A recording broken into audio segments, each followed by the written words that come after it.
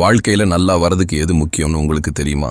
நம்ம புத்தியும் நம்ம ஒழுங்கா வேலை செய்யறதும் ரொம்ப முக்கியம்னு சொல்லுவாங்க. அதுலயும் முக்கியமா கஷ்டப்பட்டு உழைக்கிறதும் எந்த விஷயத்தையும் விடாம முயற்சி செஞ்சுக்கிட்டே இருக்கிறதும் முக்கியம். ஆனா இதையெல்லாம் தாண்டி ஒரே ஒரு விஷயம் இருக்கு. அதுதான் எல்லாத்தையும் விட பெருசு. நம்ம புத்தியை விட முயற்சியை விட அதுதான் ரொம்ப ரொம்ப முக்கியம். அதை நீங்களே எளிதா பார்க்கலாம். சும்மா 2 காரை நினைச்சுக்கோங்க. ஒரு கார் இருக்கு, அது ரொம்ப வேகமா போகும். வேகம் 90% தான் வச்சுக்கோங்க. ஆனா அது வளையும் போது திருப்பும் போது நல்லா போகாது. வளைச்சு ஓட்டுறதுல அது 30% தான். இன்னொரு கார் இருக்கு, அது அந்த அளவுக்கு ஸ்பீடு இல்ல, வேகம் 50% தான். ஆனா வளையும் போது திருப்பும் போது அருமையா இருக்கும். வளைச்சு ஓட்டுறதுல அது 90%. இந்த 2ல எந்த கார் நல்லது? ரேஸ் வச்சா இதுல எது ஜெயிக்கும்? சரியா சொன்னா வேகமா போற கார், ஆனா திருப்பும் போது சரியா போகாத கார். இதுதான் நல்ல நேரம் இருக்கிற ரோட்ல இல்லாட்டி லேசா திருப்புற இடத்துல நடக்கிற ரேஸ்ல கண்டிப்பா ஜெயிக்கும். ஏன்னா அங்கெல்லாம் வேகத்தை நிறைய யூஸ் பண்ணிக்கலாம். திருப்புறது தான் அதுக்கு வீக்னஸ். ஆனா அந்த ரோட்ல அவ்வளவா திருப்பம் இல்லாதனால அந்த வீக்னஸ் அதை பெருசா பாதிக்காது. அப்புறம் அந்த இன்னொரு கார் நல்லா திருப்புற கார், பயங்கரமா திருப்பினாலும் அசால்ட்டா போயிடும். ஆனா அவ்வளோ வேகம் இல்லாத கார் இருக்குல்ல, அது எந்த மாதிரி ரேஸ்ல போனா நல்லா இருக்கும்னா, ரொம்ப சின்ன சின்ன திருப்பங்களா அடிக்கடி திருப்பிட்டே இருக்கணுங்கிற மாதிரி இருக்கிற ரோட்ல போனா அதுக்கு நல்லா இருக்கும். ஏன்னா அந்த மாதிரி ரோட்ல நம்ம வேகமா போகவே முடியாது. ஸோ அதுக்கு வேகம் கம்மியா இருக்கிறது பிரச்சனையே இல்லை. ஆனா அது நல்லா திருப்புறது அதுக்கு பெரிய சாதகமா இருக்கும். அப்போ எந்த கார் நல்லது, இல்லை எந்த கார் ரேஸ்ல ஜெயிக்குங்கிற கேள்விக்கு சிலர் என்ன சொல்லுவாங்கன்னா, அந்த வேகமா போற கார் தான் ஜெயிக்கும்னு சொல்லுவாங்க. நிறைய பேர் யாரெல்லாம் நல்லா புத்திசாலியா இருக்காங்களோ அவங்க தான் நல்லா வருவாங்கன்னு சொல்ற மாதிரி தான் இது. ஆனா அதுக்கெல்லாம் சரியான பதில் என்னன்னா, அது எந்த ரோட்ல ரேஸ் நடக்குது அதுதான் முக்கியம். எந்த ரோட்ல, அதுதான் கேள்வி. இங்க பாருங்க, ஒவ்வொருத்தரும் ஒரு கார் மாதிரி, ஒவ்வொருத்தர்கிட்டையும் வேற வேற திறமை இருக்கும்.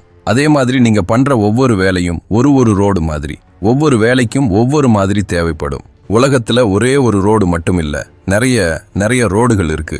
வாழ்க்கையில நல்லா வரணும்னு பார்த்தா நீங்க வக்கீலாவும் நல்லா வரலாம், டாக்டராவும் நல்லா வரலாம், இல்ல இன்ஜினியர் ஆகலாம், இல்ல தண்ணி பைப்பை சரி பண்ற ஆளா இருக்கலாம், சினிமாவில் நடிக்கலாம், சாப்பாடு சமைக்கலாம். இந்த மாதிரி அளவே இல்லாம நிறைய ரோடுகள் இருக்கு, நிறைய வழிகள் இருக்கு. நீங்க நல்லா வர்றதுக்கு, நீங்க போட்டி போடுறதுக்கு நிறைய ரோடுகள் இருக்கு. அப்போ நீங்க எவ்வளோ புத்திசாலி, இல்ல புதுசா எவ்வளோ நல்லா யோசிப்பீங்க, இல்ல எவ்வளோ விடாபடியா முயற்சி பண்ணுவீங்க, இல்ல எவ்வளோ கரெக்டா ஒழுங்கா இருப்பீங்க, இதெல்லாம் இருக்கட்டும். இதையெல்லாம் விட ரொம்ப ரொம்ப முக்கியமான ஒரு விஷயம் இருக்கு. அது என்னன்னா, உங்களை பத்தி உங்களுக்கு நல்லா தெரிஞ்சிருக்கணும். உங்களுக்கு எந்த ரோடு சரி வரும்னு உங்களுக்கு தெரியணும். எந்த ரோட்ல போனா உங்ககிட்ட இருக்கிற நல்ல திறமைய நல்லா வெளியே கொண்டு வரலாம். உங்ககிட்ட இருக்கிற குறை, கஷ்டம், அதை பத்தி அந்த ரோடு பெருசா கேட்காது. எந்த ரோட்ல நீங்க போனா உங்களுக்கு சந்தோஷமா உற்சாகமா இருக்கும், எதுல போட்டி போட்டா மற்றவங்களை விட உங்களுக்கு ஜெயிக்கிறதுக்கு வாய்ப்பு அதிகம் கொடுக்கும். அப்போ உங்களை பத்தி உங்களுக்கு நல்லா தெரிஞ்சிருக்கணும். அதுதான் ரொம்ப ரொம்ப முக்கியம். இது ரொம்ப தெளிவா தெரியும் விஷயம். சும்மா 2 பேர் நினைச்சு பாருங்க. ஒருத்தர்னா 10 பேரை பத்தி கவலை இல்லாம எல்லாரு கூடயும் சகஜமா பழகுவார், பொறுமையா இருப்பார், எதையும் விடாம புடிச்சு பண்ணுவார், அவருக்குள்ள ஆர்வம் இருக்கும். இது ஒருத்தர். இன்னொருத்தர் இருக்கார்ல, அவர் தனியா இருக்கத்தான் விரும்புவார். அவருக்கு புதுசா யோசிக்க வரும், மற்றவங்க சொல்றதை ஈஸியா மனசுல எடுத்துக்குவார், நல்லா புத்திசாலியா இருப்பார். இந்த 2 பேர்ல யாரு ஜெயிப்பாங்க, யாரு நல்லா வருவாங்க, அது எந்த வேலையில போட்டி போடுறாங்க பொறுத்து தான் இருக்கு. நம்ம கார் வள ரோடு மாதிரி தான் இது. இப்ப இந்த 2 பேர்ல அவங்க வீடு வீடா போய் ஒரு பொருளை விற்கிற வேலையில போடுங்க. அந்த வேலைக்கு என்ன வேணும்? ஜனங்க கூட பேச பிடிச்சிருக்கணும். யாரும் வேண்டாம்னு சொன்னா கூட மனசு கஷ்டப்படக்கூடாது. விடாம திரும்ப திரும்ப கேட்கணும். அப்பப்போ சட்டுன்னு மனசு சோர்ந்து போயிடக்கூடாது. அப்போ அந்த முதல் ஆள் இருக்கார்ல, மக்களை நேசிக்கிறவர், மனசு தளராதவர், அவர் தான் இந்த வேலைக்கு பக்காவா பொருந்துவார். இந்த வேலை அவருக்காகவே செஞ்ச மாதிரி இருக்கும். இவரு அந்த 2வது ஆளை அடிச்சு நொறுக்கிடுவார். அந்த 2வது ஆள் புதுசா யோசிப்பார், ரொம்ப சென்சிட்டிவ், ஈஸியா மற்றவங்க பேசி மனசை காயப்படுத்திடலாம். கூடவே ஜனங்க இருந்தா டக்குன்னு டயர்ட் ஆகிடுவார். ஆனா ஒரு நிமிஷம் நம்ம ரோடை, அதாவது வேலையை மாத்தி பார்ப்போமா?